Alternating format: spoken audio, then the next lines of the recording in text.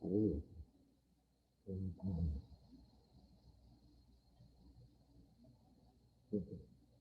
Sí, para hablar con él. Sí, pero es como está sencillo.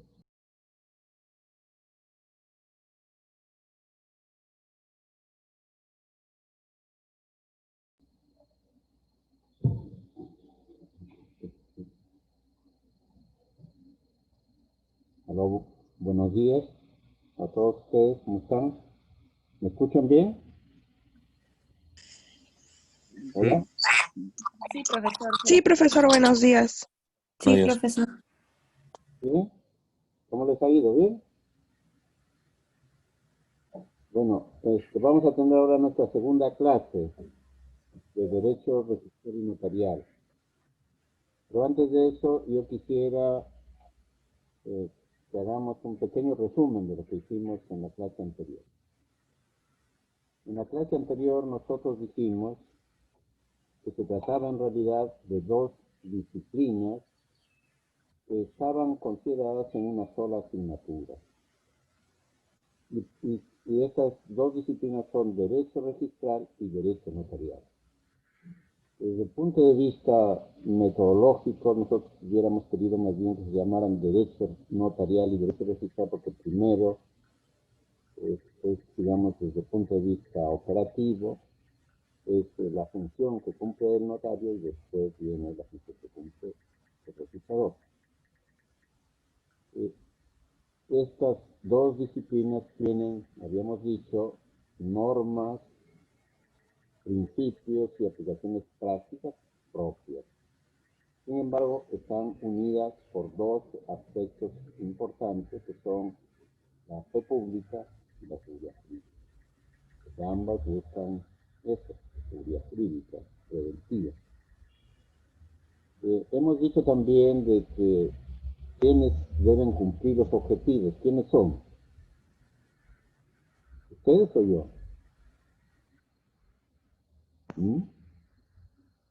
Habíamos dicho que el aprendizaje significa un cambio de conducta, y para eso es que se ha elaborado el sílabus, ¿no es cierto? El sílabus tiene contenidos, pero esos contenidos responden a determinados objetivos de aprendizaje. ¿Quiénes cumplen los objetivos de aprendizaje? Dice el sílabus, al finalizar la asignatura, los alumnos serán capaces de hacer tal cosa. Es decir, de tener conocimientos, destrezas y valores, ¿no? Al final, ustedes tienen que cumplir con esos conocimientos, con esas destrezas y con esos valores. Porque si no es así, no se ha producido el proceso de aprendizaje. ¿Hasta ahí estamos claros? ¿Sí? ¿Pueden hablar ustedes? No. Sí, profesor. Sí, profesor. Sí, doctor. ¿Tienen ustedes alguna pregunta en relación con la clase pasada? Díganmelo nomás con toda franqueza, porque aquí estamos justamente para intercambiar algunas experiencias para que ustedes, digamos, vayan internalizando estos aspectos de los cuales hemos estado hablando. ¿Ninguna pregunta? Bueno, vamos a ver el día de hoy qué cosa es lo que hace un notario. Yo les dije que la norma del notariado en el Perú, la norma vigente es el decreto legislativo 1049, ¿no? ¿Qué dice el artículo segundo del decreto legislativo 1049? Dice, el notario es el profesional del derecho que está autorizado para dar fe de los actos y contratos que ante él se celebran. Para ello, formaliza la voluntad de los otorgantes, redactando los instrumentos a los que confiere autenticidad, conserva los originales y expide los traslados correspondientes. Su función también comprende la comprobación de hechos y la tramitación de asuntos no contenciosos previstos en las leyes de la materia. Entonces, aquí hay una frase que dice, el notario es el profesional de derecho que está autorizado para dar fe de los actos y contratos. Ante él se celebra. Y también para dar fe sobre los hechos. El presencia, el conste, ¿cierto? ¿Qué significa entonces dar fe? Dar fe entonces está en el centro de la función notarial, pero al mismo tiempo dice que el notario va a redactar, es decir, va a dar forma. Entonces, dos cosas hace el notario, dar fe y dar forma. Pero en este artículo segundo del decreto legislativo 1049, que es la tercera ley de notariado en el Perú,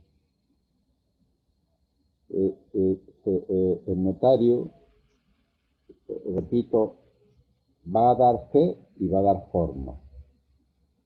Dar fe significa robustecer con una presunción de veracidad los actos y el relato de los hechos sometidos a su amparo, según la definición de Enrique Jiménez Arnao, que nosotros hemos adecuado un poquito.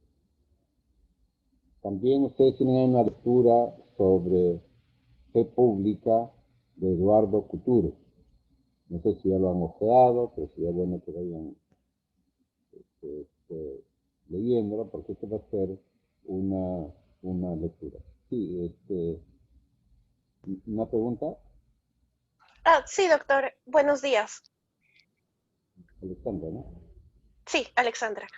Doctor, bueno, exactamente sobre la lectura yo tenía una pregunta. Usted acaba de mencionar que como que la función de un notario quizás se podría entender como dar fe en el sentido de que esta fe represente como la verdad. Pero en la lectura dice que no es exactamente una representación de verdad plena, sino...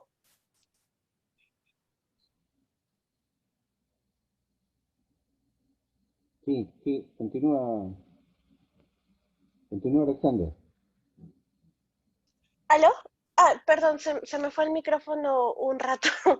Bueno, pasa de que yo lo entendí más como que en realidad la verdad que expresa como la fe pública es como que esta verdad que representa la voluntad de la parte que va al notario a solicitar los servicios notariales, sea como que vaya con una minuta para hacer elevada escritura pública o a constituir una empresa o a divorciarse porque hay divorcio notarial. Entonces quisiera su comentario al respecto.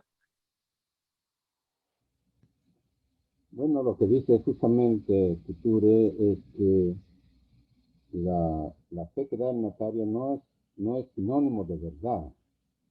Es, digamos, una manifestación, es sinónimo de que se está ante una determinada manifestación de voluntad.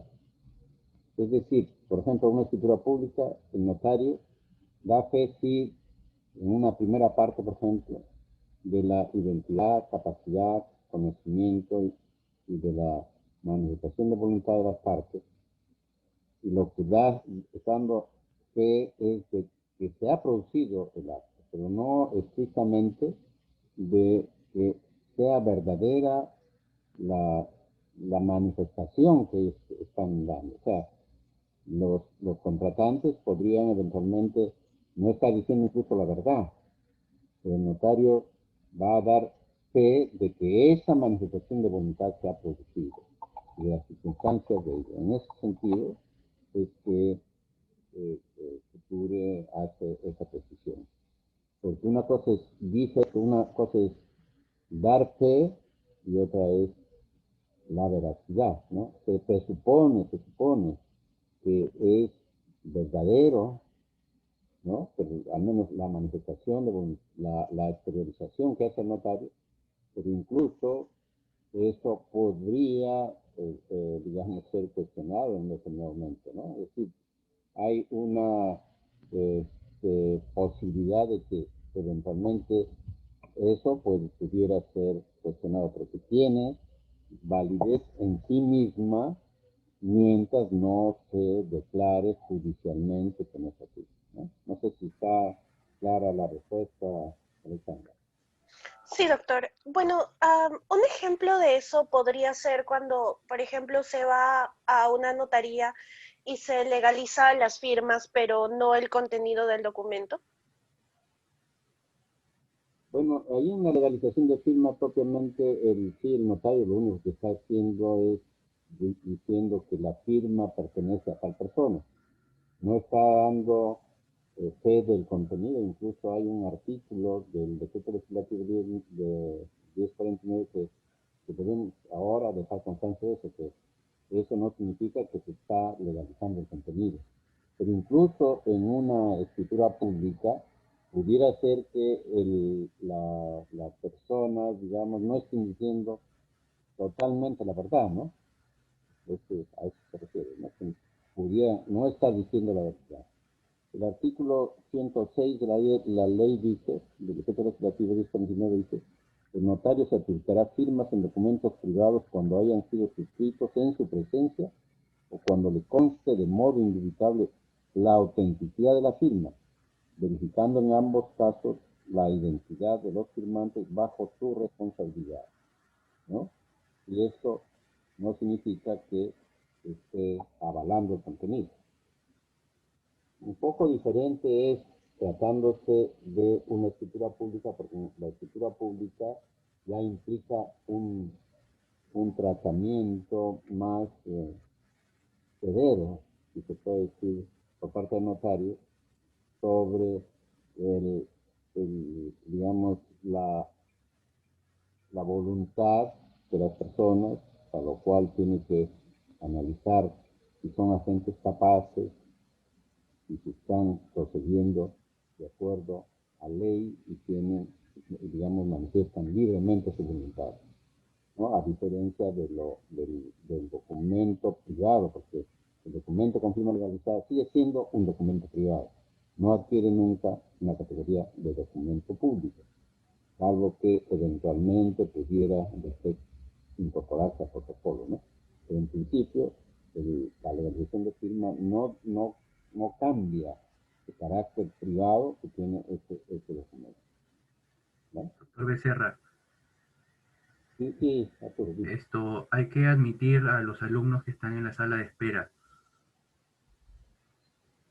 No sé si tiene la opción. Espera, sí. Hay 3 alumnos, ¿no? Sí, tiene que admitirlo. Para admitir.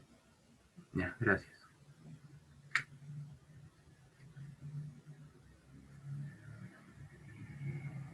Bueno, ¿alguna otra pregunta?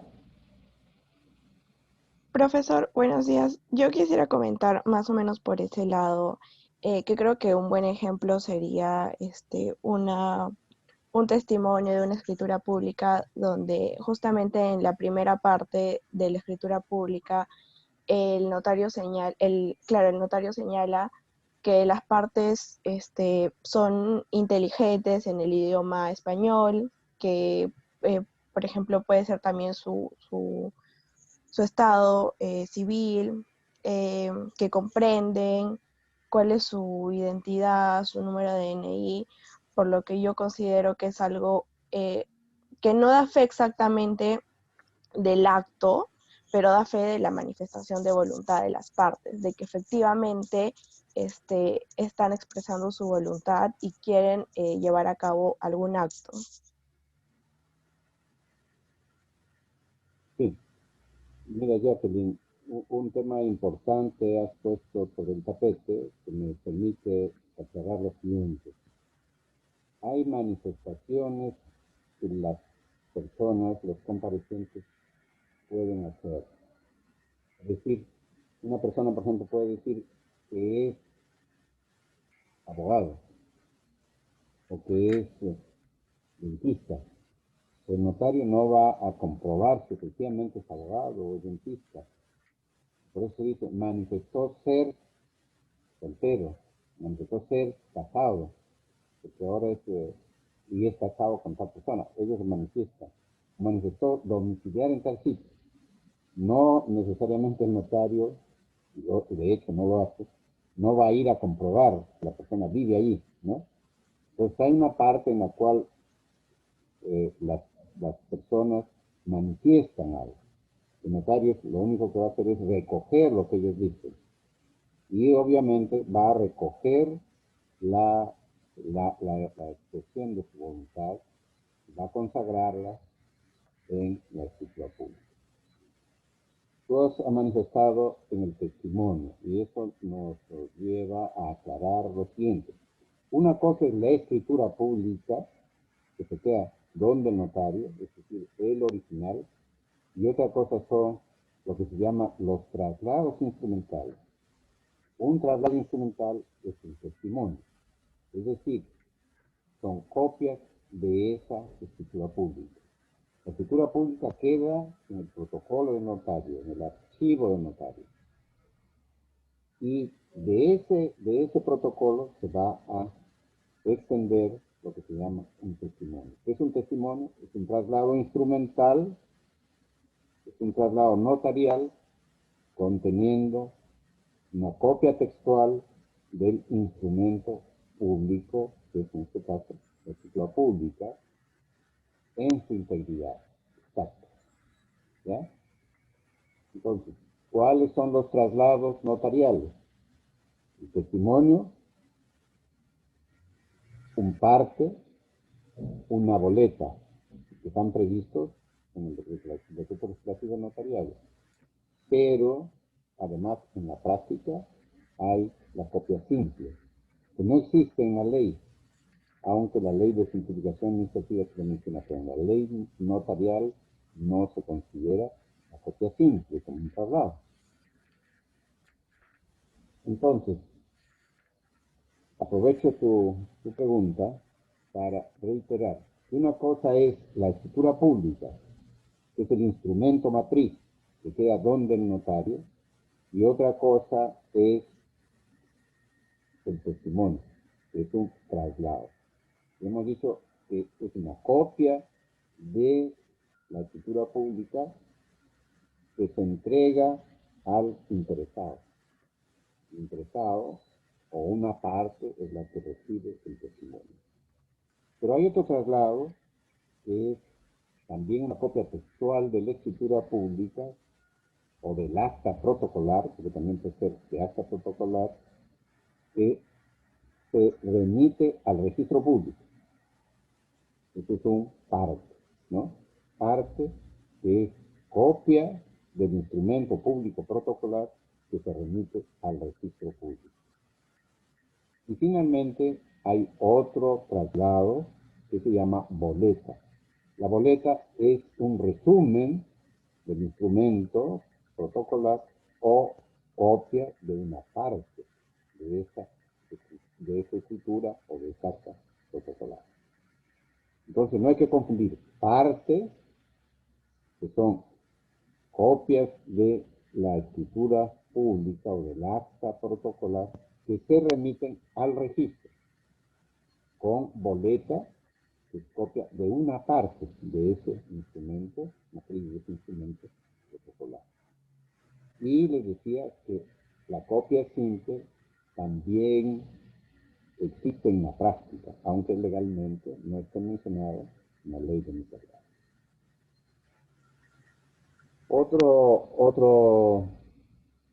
Otra acotación. El parte implica que se está enviando al registro público en su integridad, o sea, copia íntegra, o sea, el parte viene a ser una copia íntegra del instrumento matriz, que es la escritura pública o el acta protocolar, pero hay una excepción. ¿Cuál es la excepción? El caso del testamento. Cuando una persona otorga testamento, se envía un parte al registro, pero solamente dice quién es la persona que ha otorgado el testamento, quiénes han sido los testigos, y bueno, los datos sobre la fecha, el notario, etc. En otras palabras, cuando se otorga un testamento, o la naturaleza misma del testamento, por el carácter reservado que tiene, cuando se pide la inscripción del testamento, se va a remitir una sumilla del instrumento de la escritura pública. Se va a enviar solamente una sumilla. Repito, diciendo, ha otorgado testamento a tal persona, ese testamento consta a hoja tal, etcétera, etcétera, han sido testigos tales y tales personas. Nada más. ¿Por qué razón? Por el carácter reservado que tiene el testamento. Y por eso, si ustedes leen el Código Civil, dice, se inscribirán en el registro de testamentos los testamentos. Pero obviamente no se va a remitir el día en que se otorga el testamento toda la copia del testamento, porque ahí se estaría divulgando lo que ha dicho la persona. Y no se va a remitir simplemente una sumilla. ¿En qué momento se va a remitir la copia íntegra del testamento? ¿En qué momento se va a hacer el parte conteniendo todo el texto, el contenido del testamento una vez que ha fallecido el testador? Recién ahí se puede hacer lo que se llama la ampliación del testamento. O sea que cuando el código dice ampliación del testamento, no se está refiriendo a que sea adicionado el testamento, sino que el testamento otorgado se está transcribiendo íntegramente en ese momento, porque en ese momento ya puede ejecutarse el testamento, una vez que ha fallecido el testador o testadora, ¿ya? Muy bien, entonces, ¿alguna otra pregunta? Siéntanse con toda libertad de preguntar y de interrumpirme, ¿eh? En cualquier momento. Sí, Alexander. Sí, bueno, doctor, yo tengo una pregunta. Es sobre, ¿cuál es la razón de ser de que los testamentos se tengan que escribir a puño y letra del notario y otros documentos no? Bueno, yo creo que es un poco arcaica esa forma, pero obedece, yo creo que primero a una cuestión de carácter histórica, segundo a una cuestión de carácter, digamos, reservado, ¿no? Porque si el notario hace el testamento de su puño y letra, él es el único que va a tomar conocimiento, ¿no? Además, ahora hay un registro especial de testamento.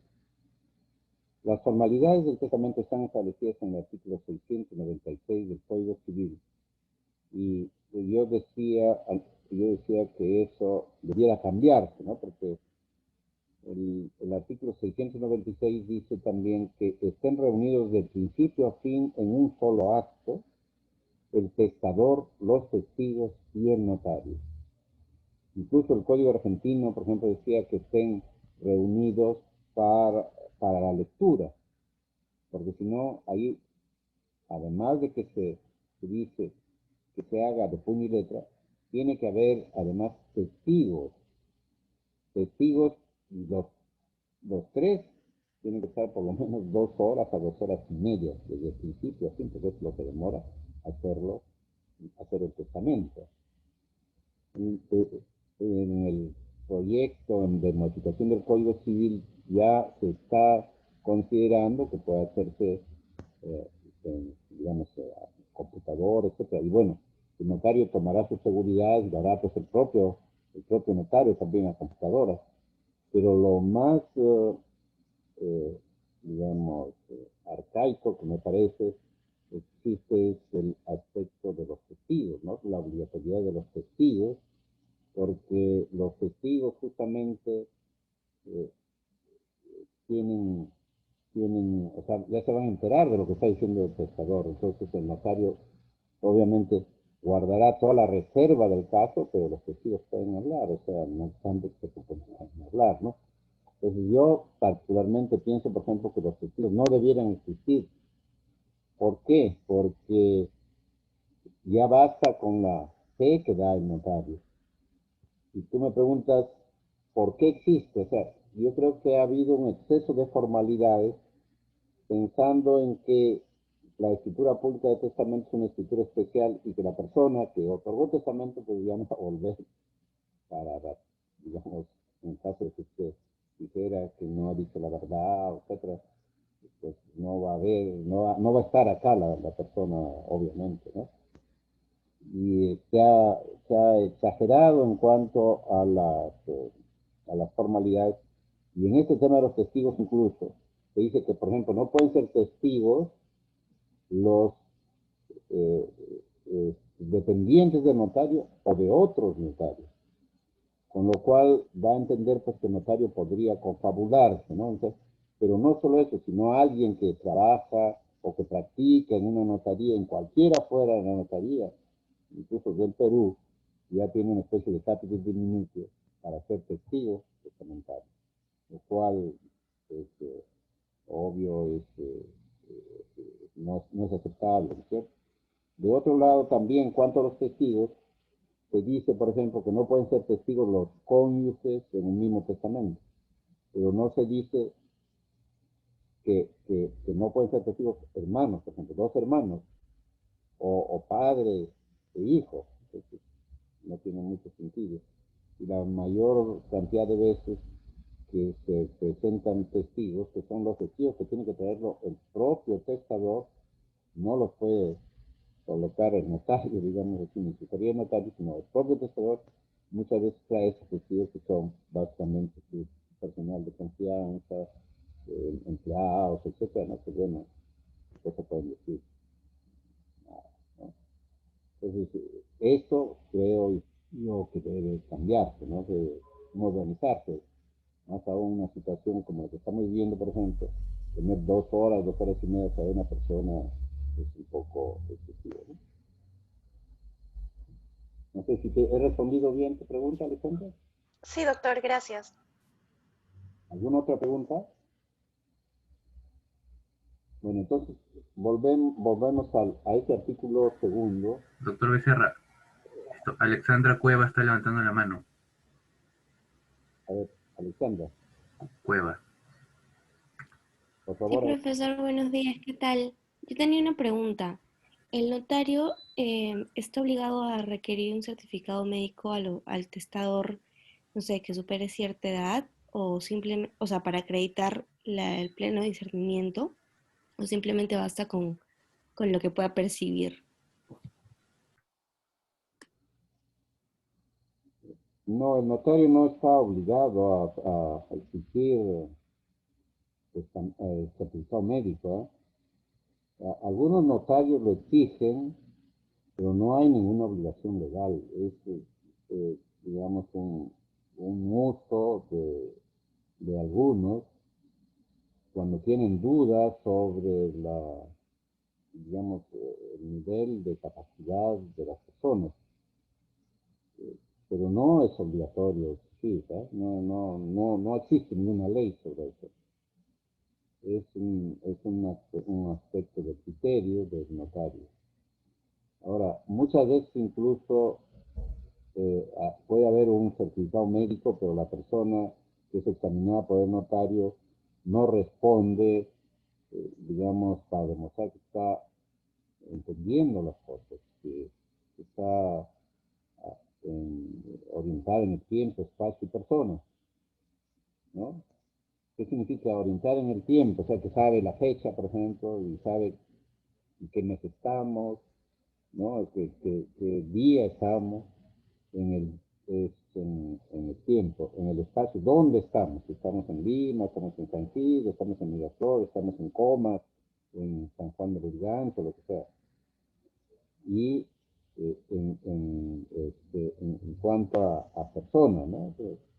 Su nombre, pues, tiene conocimiento de quién es el presidente de la República, quién es tal persona. O sea, eso tiene que ser examinado por el propio notario. Y muchas veces se han dado casos en que algunos médicos, lamentablemente, seguro que por un compromiso personal, amical, etcétera, en verdad el certificado de favor, ¿no? Entonces, quien va a dar fe de que sí, efectivamente la persona está orientada en tiempo, espacio, persona, es el notario.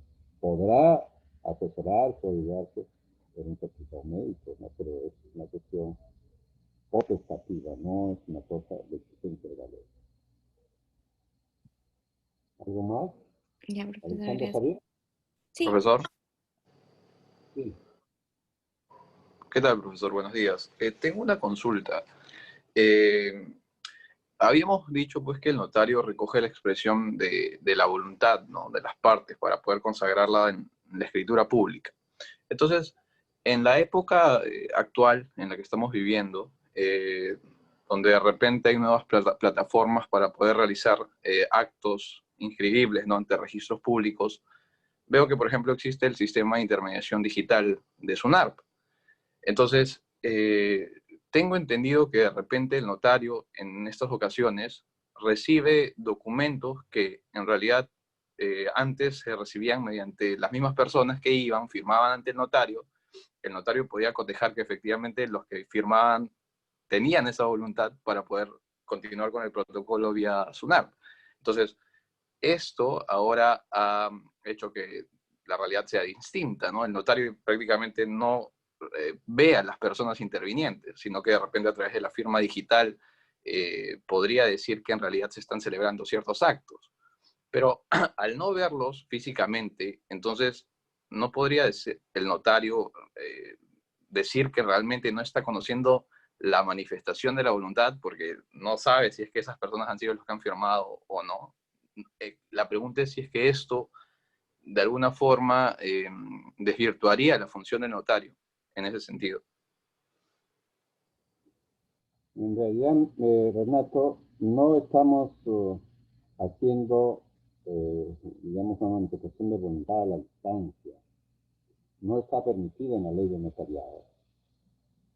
Lo que dice la ley en su artículo 24 es, ¿no? Dice, los instrumentos públicos notariales otorgados con arreglo a lo dispuesto en la ley producen fe respecto a la realización del acto jurídico y de los hechos y circunstancias que el notario presente.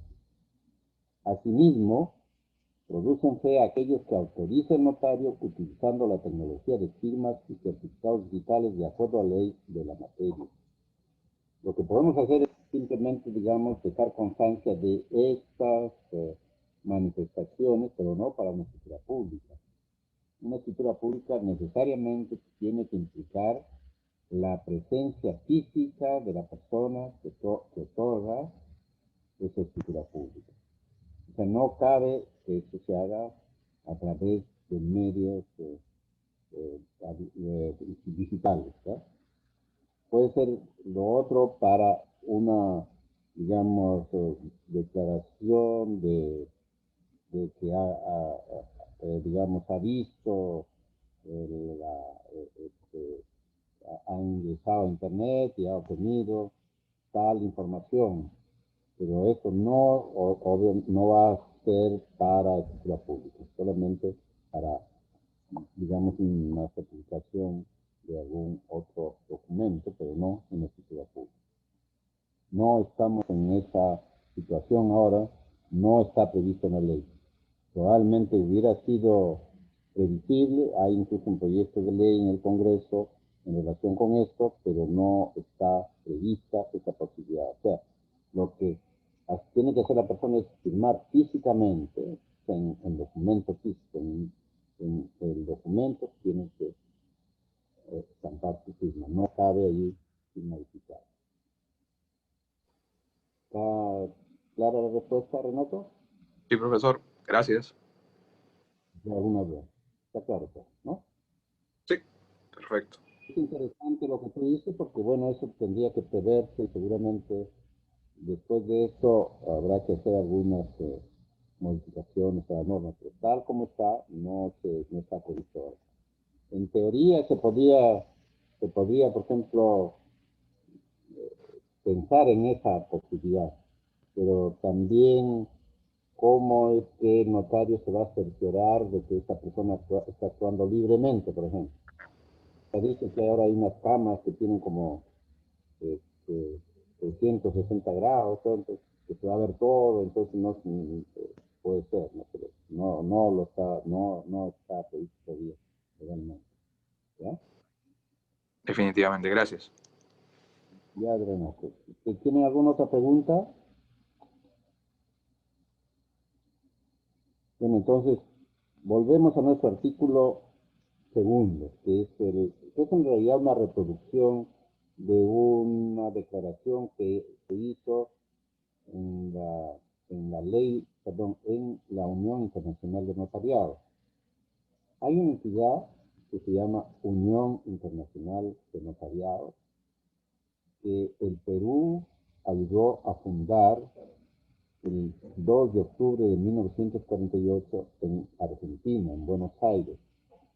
Fueron 18 o 19 países que formaron esta unión internacional que ahora integran 88 países.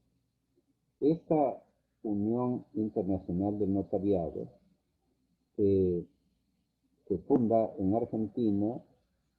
¿Por quién? Por,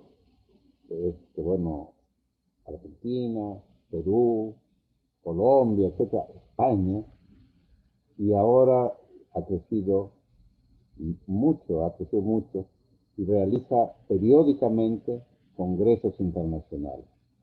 Nosotros hemos organizado acá en el Perú 2 congresos internacionales. Y en el primero o segundo Congreso Internacional de Notariado se dio prácticamente esta definición. Y aquí hay un tema que hay que recalcar, que dice: el notario es el profesional del derecho que está autorizado para dar fe de los actos y contratos que ante él se celebran. Profesional del derecho. ¿Qué quiere decir? Que el notario no es un empleado del Estado, no es un funcionario público. El notario es un abogado que ejerce en forma privada una función pública. Y tiene pues una dualidad inescindible, o sea, público-privado, o privado-público, como ustedes quieran expresarlo. Cumple una función pública, pero lo hace en calidad de profesional del derecho, sin perder su calidad de profesional del derecho. Pero el notario tampoco puede ejercer la abogacía. En el Perú no puede ejercer la abogacía, salvo en los casos en que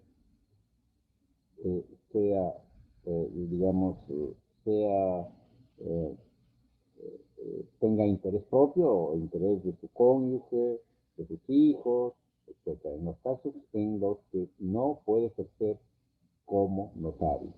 Es decir, yo, por ejemplo, si quiero comprar un departamento, si quiero constituir una sociedad, si quiero constituir una asociación, tengo que ir a otro notario o a otra notaria, ¿no? No puedo yo autorizarme a mí mismo. Tampoco puedo autorizar una escritura o un acto que pueda efectuar mi hijo o mi hija o mi cónyuge, lo que sea. Entonces hay una limitación hasta el 4º grado de consanguinidad. ¿Cierto? Hay una limitación de esa naturaleza. ¿Por qué razón? Por la independencia que tiene que tener el notario en razón de la persona.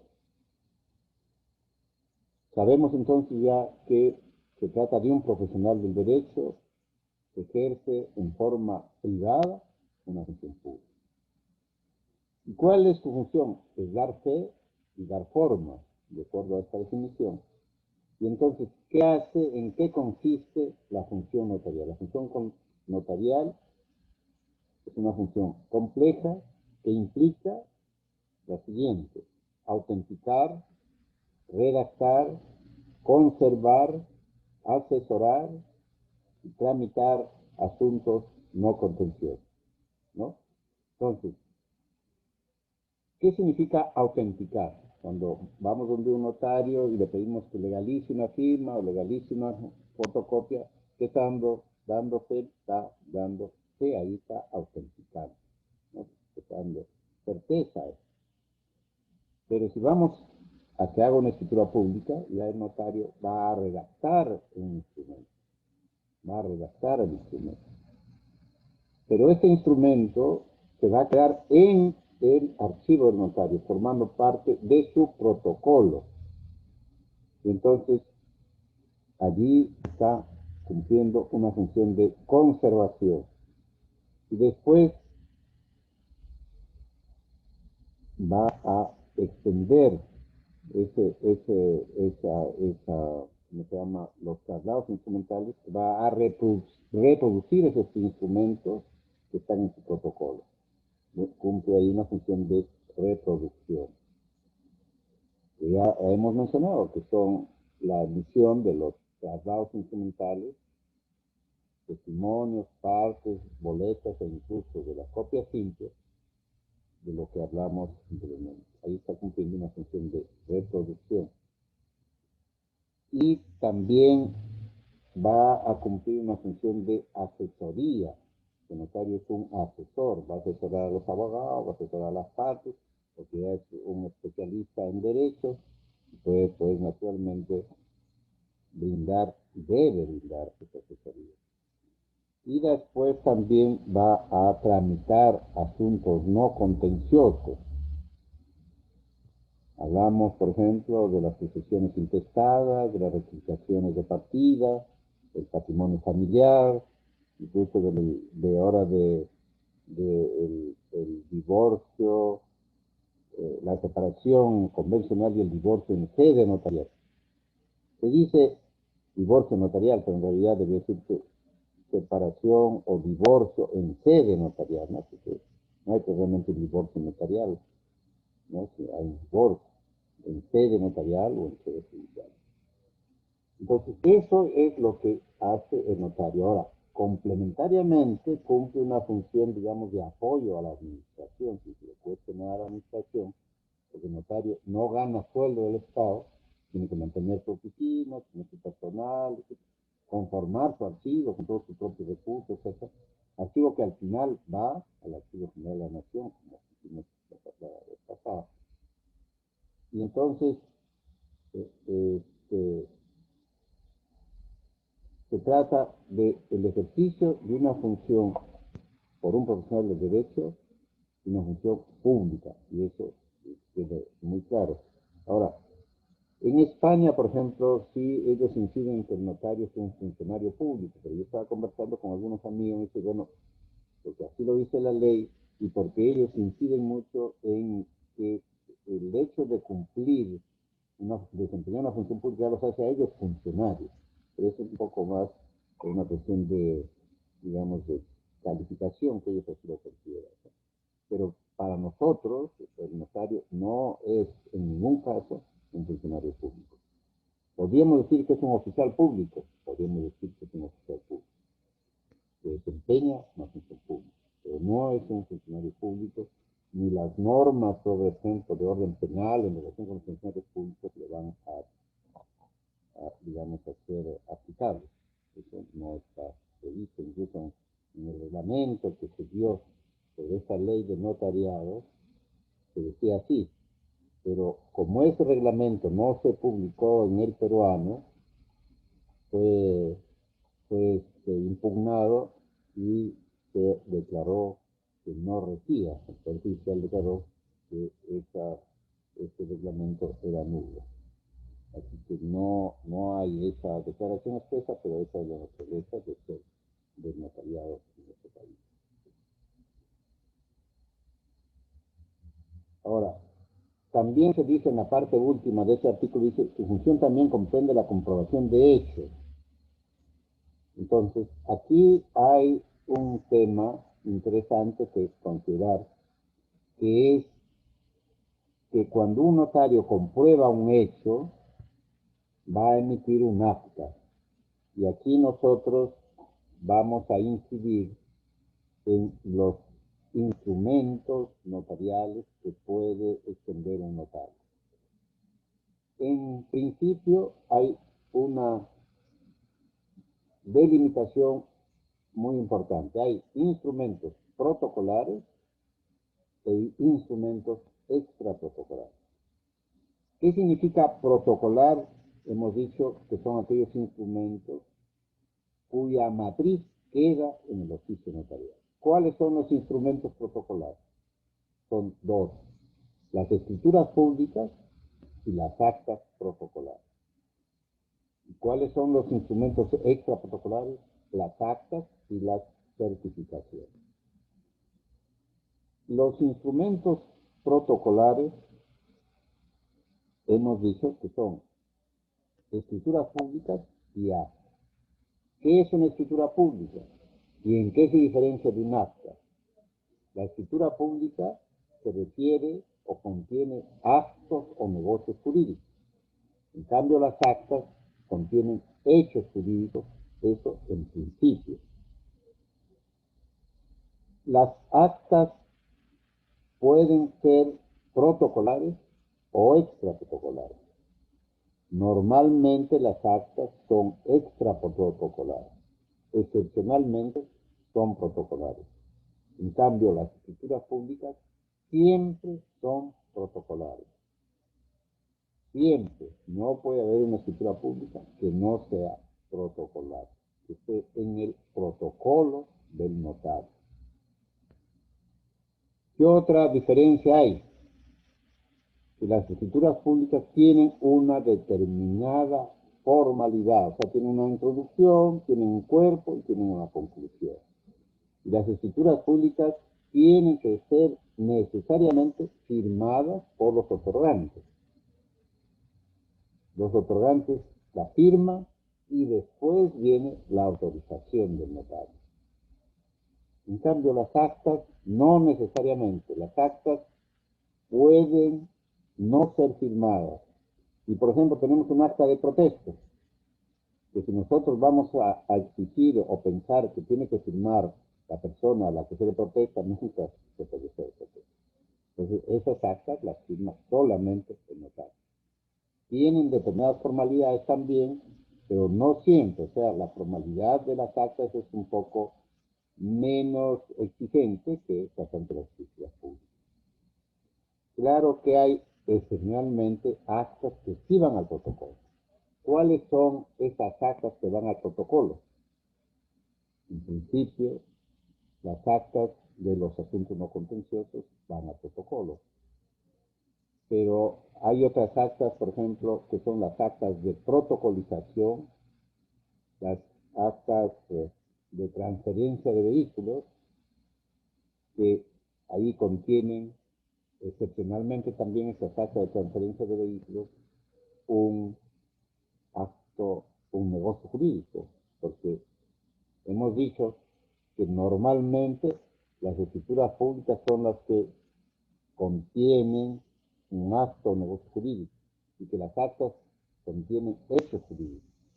Pero, excepcionalmente, en este caso de transferencia de vehículos, sí se admite un acta protocolar, ¿no? Hay otras actas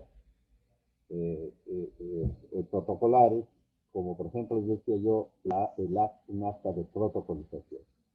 ¿Qué es la protocolización y en qué se diferencia de protocolar? O sea, protocolizar un instrumento o un documento es incorporar al protocolo algo que no estaba desde el inicio en el protocolo. Porque una escritura pública está desde el inicio en el protocolo. En cambio, puede haber, por ejemplo, un expediente judicial, imaginémonos, otorgamiento y comprobación de testamento hológrafo, ¿no? Cuando se otorga un testamento hológrafo, ustedes saben que es un testamento que se hace de puño y letra por el testador sin presencia de notario, pero para que tenga, digamos, eficacia este testamento hológrafo, hay que ir primero al Poder Judicial para que en el Poder Judicial se compruebe que efectivamente la persona otorgó ese testamento. Hay que cotejar su firma, sus letras, con otros documentos, eventualmente incluso se puede haber testigos. Pero al final concluye este trámite de otorgamiento de testamento, de comprobación de testamento hológrafo, y al final se remite ese expediente se remite a un notario para que ese notario lo protocolice. ¿Qué significa protocolizar? Incorporar ese instrumento, ese expediente judicial al protocolo del notario. El notario tiene ahí un acta de protocolización, que sí forma parte del protocolo ordinario, y ya el expediente no regresa al Poder Judicial. Ese expediente se queda en el notario y no sale más. Se puede extender partes, se puede extender testimonios, pero no sabe ya que ese instrumento protocolizado regrese al Poder Judicial. Diferente es el caso, como lo veremos en su oportunidad, cuando comparece ante el notario un juez en representación de una persona que ha sido emplazada para firmar una escritura pública y se ha negado. Entonces, en representación o en sustitución de esa persona, otorga la escritura pública el juez.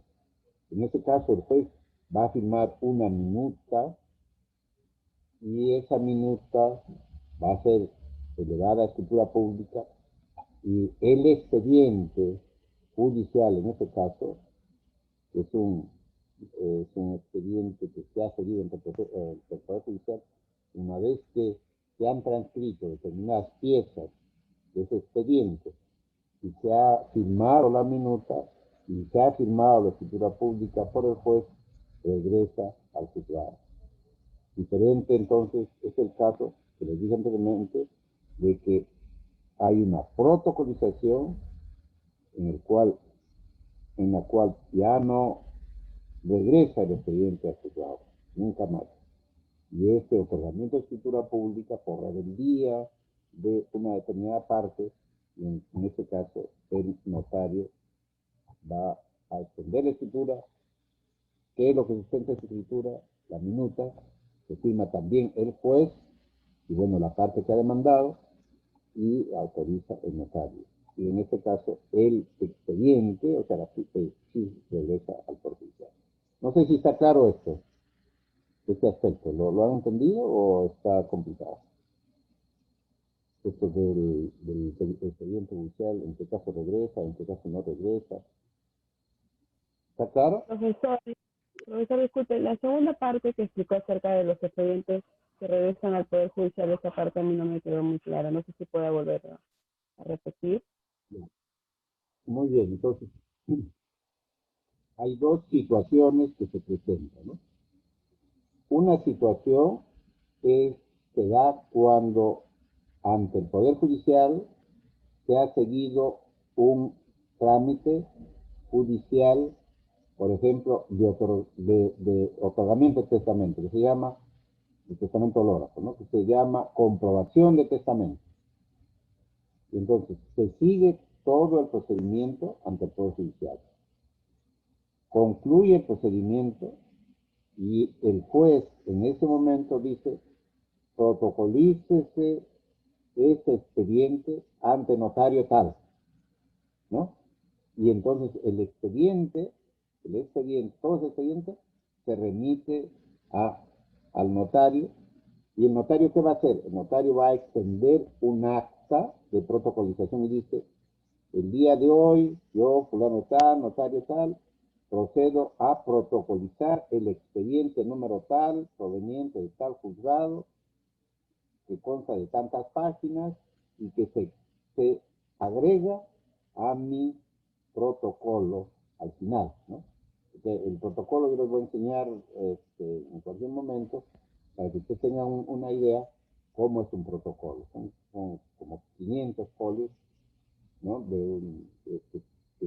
Digamos, cuando se protocoliza algo, el acta se extiende en una parte y al final del protocolo, de ese tomo, se va a incorporar este expediente judicial. En este caso, no regresa más el expediente al Poder Judicial. Distinto es el caso en el que, por ejemplo, hay dos partes. Una parte que ha comprado un departamento y lo ha hecho por una minuta. No sé si todos entienden que minuta es un documento privado que lo autoriza, que está firmado por las partes, que lo autoriza un abogado, o puede ser incluso no minuta, sino un documento privado, y como ustedes saben que la compra-venta de un bien inmueble no requiere ninguna formalidad propiamente, porque se ponen de acuerdo en la cosa y en el precio y ya está ahí consagrada la compraventa. Pero, claro, por razones de orden de seguridad, etcétera, se concreta en la escritura pública, después se incide en el registro, etcétera.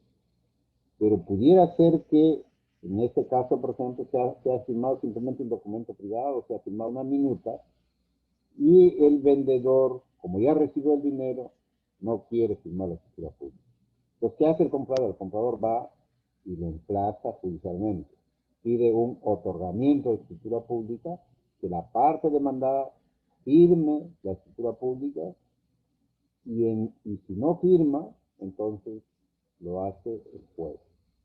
Entonces, en esta segunda hipótesis, el juez va a actuar como si fuera parte, ¿no? Porque hay el que demanda, hay una parte, es el demandante, por ejemplo, en este caso el comprador, dice: señor, pido que fulano de tal me otorgue mi escritura pública. Y si no lo hace él, en rebeldía de él, te pido que usted lo haga. Entonces, esa es la situación. Una persona ha sido emplazada, no se ha presentado, ha sido declarado rebelde, etcétera, etcétera, y al final el juez dice: yo otorgo la escritura pública porque este señor no lo ha hecho. En ese caso, el juez está compareciendo ante el notario simplemente en representación, en sustitución de la parte demandada. ¿No es cierto? Entonces, ahí, ¿qué va a hacer el juez? Va a firmar una minuta. Y en esa minuta se va a pedir que se inserten del expediente judicial tales y tales piezas. Entonces se inserta copia de esas piezas y la minuta va a ser el sustento de la escritura pública. Entonces el expediente judicial en este caso va a regresar al juzgado, no se queda en este caso en el notario, porque ya lo que sustenta la escritura pública es la minuta que ha firmado el juez. Y bueno, las copias de los años. Pues son dos situaciones diferentes, ¿no? Dos situaciones totalmente diferentes. En un caso, se ha protocolizado un expediente judicial y ya no regresa más. El juez ahí no va a intervenir para nada, sino simplemente va a decir: protocolícese ante notario. Ahora, yo he visto también algunos mandatos judiciales que, tratándose de un juicio, como el que les estoy diciendo, de otorgamiento de escritura pública, dicen: protocolícese ante el notario tal. Ahí eso es un error. Porque ahí lo que tienen que decir es: otórguese, ¿no?, la escritura pública ante tal notario, ¿no? Entonces, una cosa es, les decía, protocolar, un instrumento protocolar, y otra cosa es un instrumento protocolizado, ¿no? Había incluso un trabalengua que decía que no es exacto, ¿no? Porque que decía más o menos: si el notario lo ha protocolizado, ¿quién lo desprotocolizará? Aquel que lo desprotocolice, buen desprotocolizador será. Pero eso no es exacto, porque ya si está protocolizado no se puede desprotocolizar. ¿Ya? Entonces, está claro esto ahora ya, ¿no? Una cosa es protocolar y otra cosa es protocolizado. El instrumento protocolar está desde el inicio, el instrumento protocolizado no estaba al principio en el protocolo y después forma parte del protocolo. Entonces, volviendo a nuestro tema, ¿está claro la respuesta o hay alguna duda todavía? ¿Está claro ya ahora? Sí, sí, doctor, muchas gracias. ¿Alguna otra pregunta?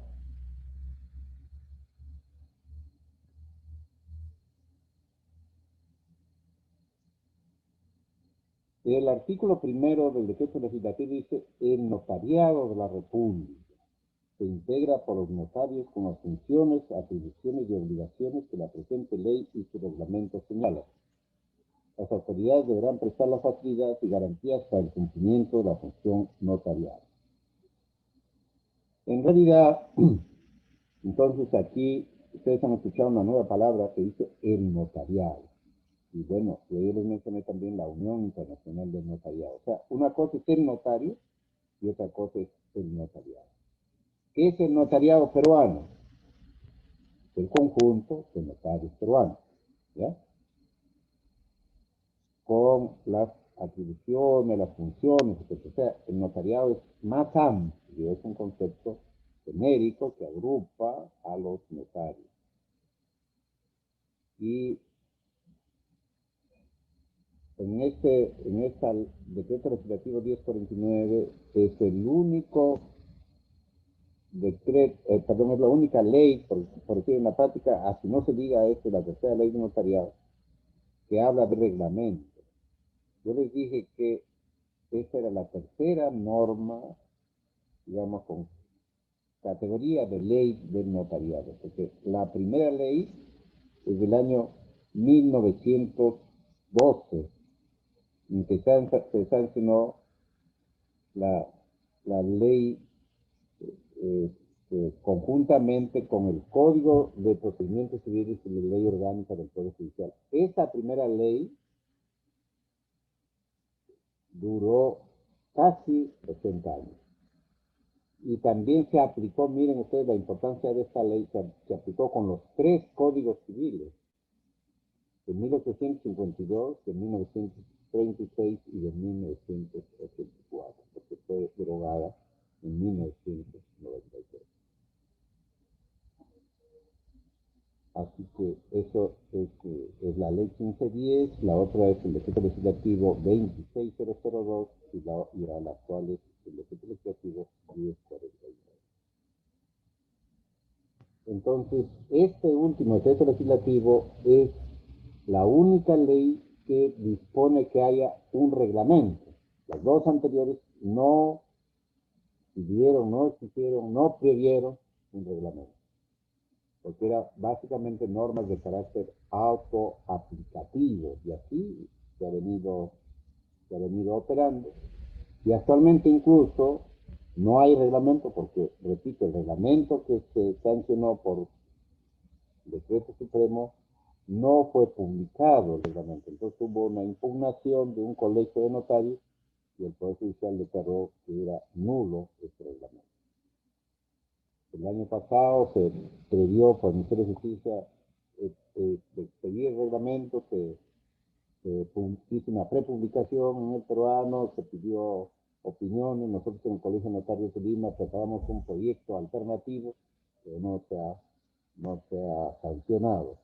En buena cuenta, ahora no hay reglamento y todas las normas de carácter notarial, desde el punto de vista orgánico, se tienen que sujetar a este decreto legislativo 1043.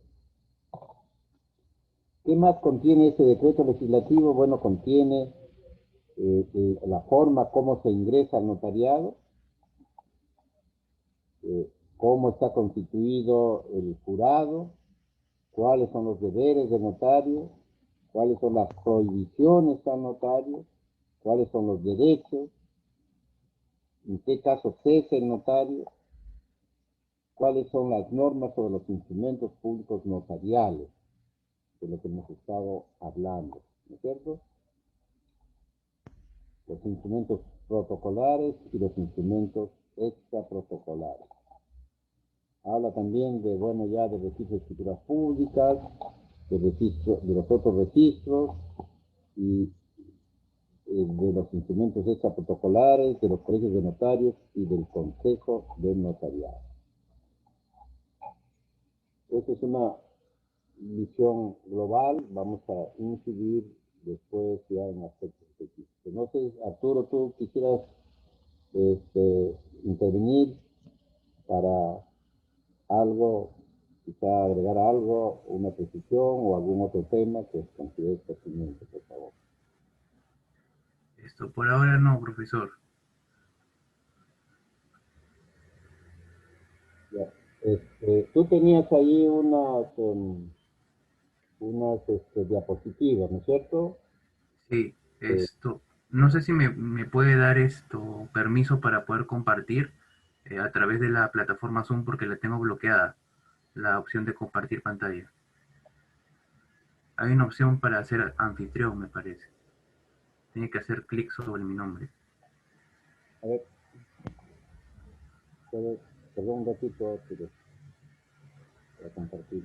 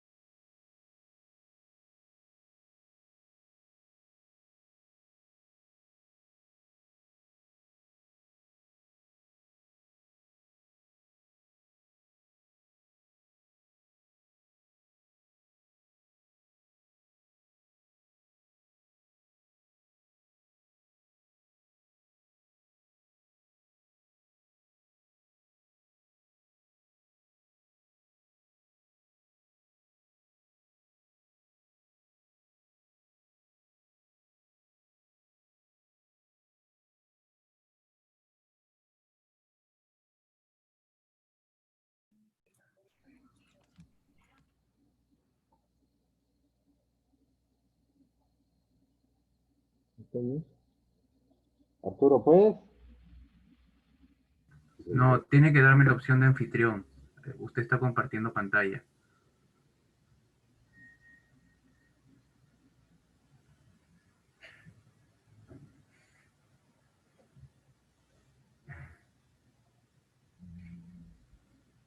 No.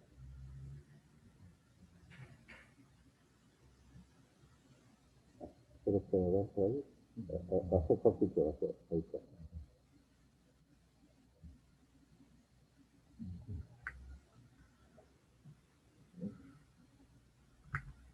¿Ya? ¿Ya, Arturo? Sí, ¿se ve? Sí, sí, sí. Quizás sería mejor que hagas lo de repente a República que hemos estado, sobre lo que hemos estado hablando un poco, ¿no? Pongo las diapositivas de notarial. Sí, O del mismo, de aquí de Couture. es República. Sí.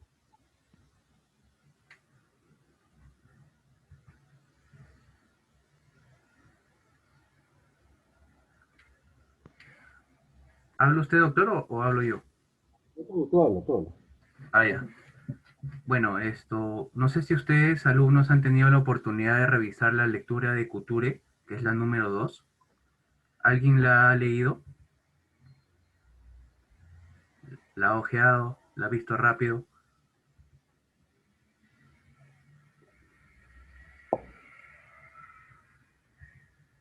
¿Alguien ha tenido la oportunidad de verla o no? Alexandra, creo que la había visto, porque estaba preguntando. Bueno, este autor, que es esto, es bastante reconocido, es un jurista muy importante del siglo pasado, da algunos alcances acerca de la fe pública y enfoca su exposición precisamente en la fe pública notarial. Para este caso, Couture define la fe pública a partir de los elementos que componen esta palabra. Por ejemplo, habla de fe como la creencia que se da a las cosas por la autoridad del que las dice o por la fama pública. Luego lo público se refiere a aquello notorio, patente, manifiesto o que la saben todos, ¿no? Y al combinar estas dos palabras, pues concluye que la fe pública significa una creencia notoria o manifiesta. En cuanto a la fe pública notarial, menciona que es aquella que está vinculada a la exactitud de lo que el notario ve, oye o percibe por sus sentidos, ¿no? En conformidad con lo que estaba mencionando el profesor Becerra anteriormente.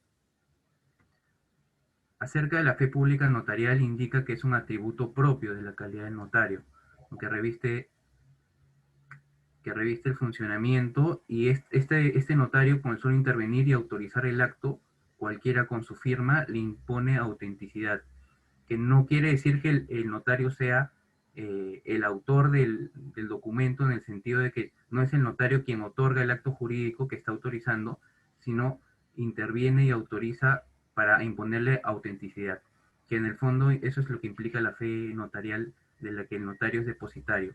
La fe pública, al notario la fe pública se la delega al Estado, ¿no? Justamente cuando accede a la función mediante concurso.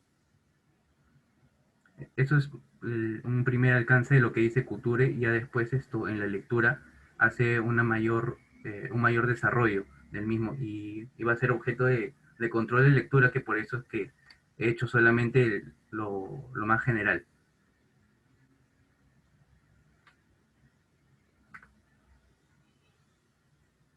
Bueno, a ver, ¿me escuchan? Hay una precisión que hay que hacer, que el notario siempre va a ser el autor del instrumento que autoriza, ¿no? O sea, autoriza, o sea, autorizante significa o proviene de autor del documento. Pero las partes son autores de la manifestación de voluntad. Ellos son los autores de la manifestación teórica. El que es el autor del documento, por ejemplo, en escritura pública, es el notario, ¿no? ¿Me escuchan, no? ¿Sí? Sí, profesor. Sí, profesor. ¿Ah? ¿Perdón? Sí, profesor, se le escucha correctamente. Se le escucha bien, doctor. Ya, entonces, Couture, este tema de la fe pública lo vamos a volver a tratar, porque hay, por ejemplo, Rafael Núñez Laos, que es un autor muy reconocido desde el punto de vista notarial, fue el segundo presidente de la Unión Internacional del Notariado, cuando se llamaba Unión Internacional del Notariado Latino, y un autor extraordinario que habla también de la fe pública. Otro es Enrique Jiménez Arnao también, que habla sobre la república. Entonces vamos a ir sobre este concepto que es un poco, digamos, transversal, si se quiere, para nuestra materia. Vamos a volver seguramente en varias oportunidades. Y en alguna oportunidad he dicho que la definición que más me gusta probablemente es que es el acto por el cual el notario o cualquier otro funcionario público robustece con una presunción de veracidad los actos y Jiménez Arnau dice, y los hechos sometidos a su amparo. Yo digo, y el relato de los hechos sometidos a su amparo, ¿no? Entonces, que le da a este carácter de ser pública, ¿no? Porque implica que se robustece como una presunción de veracidad, pero eso no es propiamente la verdad, sino es una presunción. Pero esta presunción, para ser, digamos, desechada, si se quiere, tiene que significar un procedimiento judicial. No se puede tachar firme y decir, no, eso no es verdad. No, para que esto no sea verdad, se tiene que ir a un proceso judicial. Solo los jueces pueden declarar que eso no es verdad. ¿Ya? Ahora, como ya yo les dije que el proceso de aprendizaje, el proceso de enseñanza-aprendizaje significa que ustedes adquieran conocimientos, destrezas y valores, quiero aprovechar para hablar un poquito sobre lo que le ha hecho más conocido a Couture, que es su famoso decálogo del abogado, que yo les recomiendo que en alguna oportunidad lo lean. Son 10, así como hay 10 mandamientos, pues hay 10 mandamientos del abogado, que redacta Couture. Y dice, el primer mandamiento es estudia, dice Rosa, dice estudia, porque el derecho se transforma constantemente. Y si tú no estudias, cada día serás menos abogado, ¿no? El segundo mandamiento es piensa. no solamente se trata pues, de estudiar las cosas, sino también de pensar. Porque el derecho se aprende estudiando, pero se ejerce trabajando. Eso es lo que dice, ¿no? Pero se ejerce pensando, se ejerce pensando. Se parece su segundo mandamiento es piensa. Después dice, por ejemplo, sé leal. Sé leal con tu cliente, que confía en ti, y sé leal también con el juez, que alguna vez tiene que confiar en ti. O sea, el juez también tiene que confiar en ti, porque tienes que ser leal con el juez. Trabaja, dice, pero trabaja denodadamente y trabaja como defiende tu causa como propia, pero una vez que ya terminó, tampoco ya te tienes que desentender, porque si los juicios pues se ganan o se pierden, y si se pierden, tú no vas a estar sufriendo tampoco, ya, lamentablemente, una vez que se han perdido los juicios, bueno, hay que seguir, hay que actuar, y hay que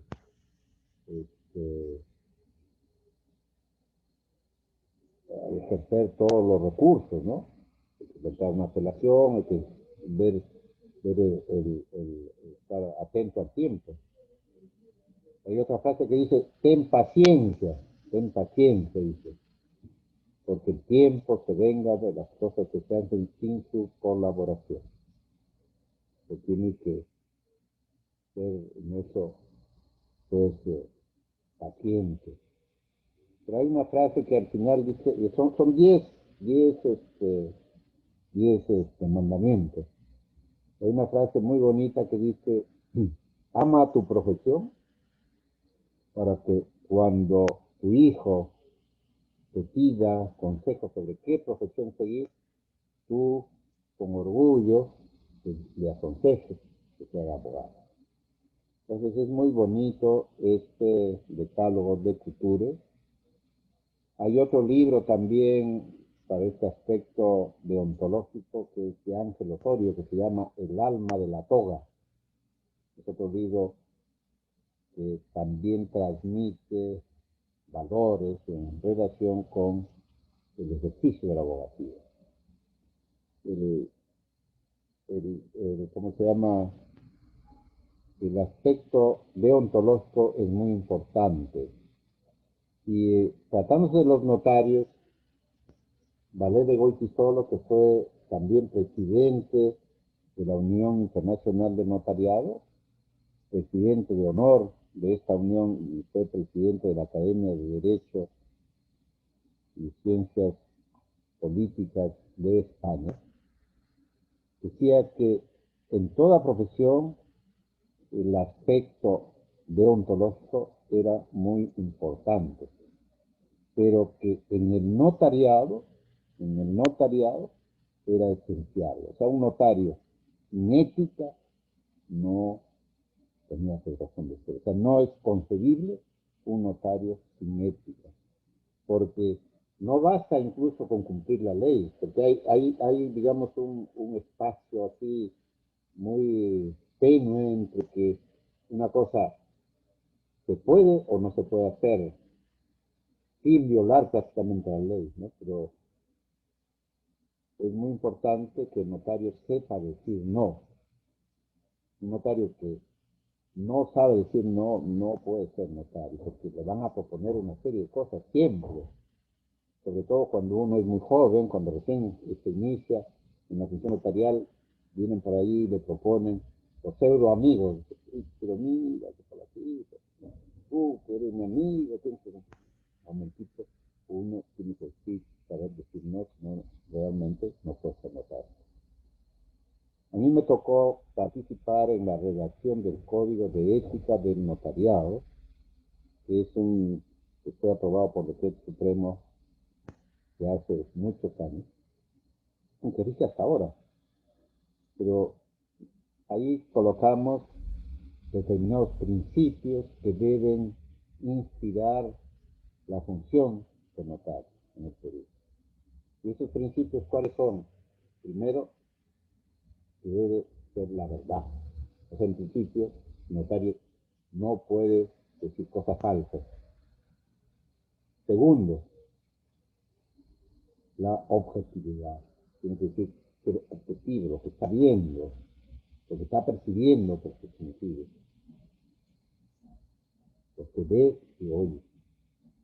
Segundo, tercero, la imparcialidad tiene que ser imparcial. Y por eso es que se justifica que hay casos en los cuales no puede intervenir como abogado, perdón, no puede intervenir como notario. Por ejemplo, en casos de sus parientes más cercanos, que supongo que parientes más cercanos, o también, por ejemplo, de la constitución de sociedades o personas jurídicas en las cuales él es directivo, no puede autorizar a sus instrumentos, obviamente, por la imparcialidad. Y otro aspecto que es la honorabilidad. Hemos incluso nosotros, o sea, quien habla, publicado un libro que se llama El honor de dar fe. O sea, que la función de notario es una función honorífica y también de gran responsabilidad. Por eso hemos, digamos, acotado que el honor tiene pues dos manifestaciones. Un honor de uno de sentirse bien uno mismo, que es el honor subjetivo, y otro es la reputación, cómo lo ven los demás. Y no se olviden ustedes, por ejemplo, de esa famosa frase del alcalde de Salamea, de Calderón de la Barca, que dice, al rey la honra y la vida, perdón, al rey la hacienda y la vida, pero la honra solo a Dios. Al rey la hacienda y la vida, pero la honra solo a Dios. Eso es muy importante, el honor para una persona y para el notario tiene que ser muy consciente de eso, mantener su reputación y sobre todo estar tranquilo consigo mismo. Y finalmente, respetar a las personas, a la Constitución, a las leyes, la dignidad y los derechos de las personas. Eso es lo que considera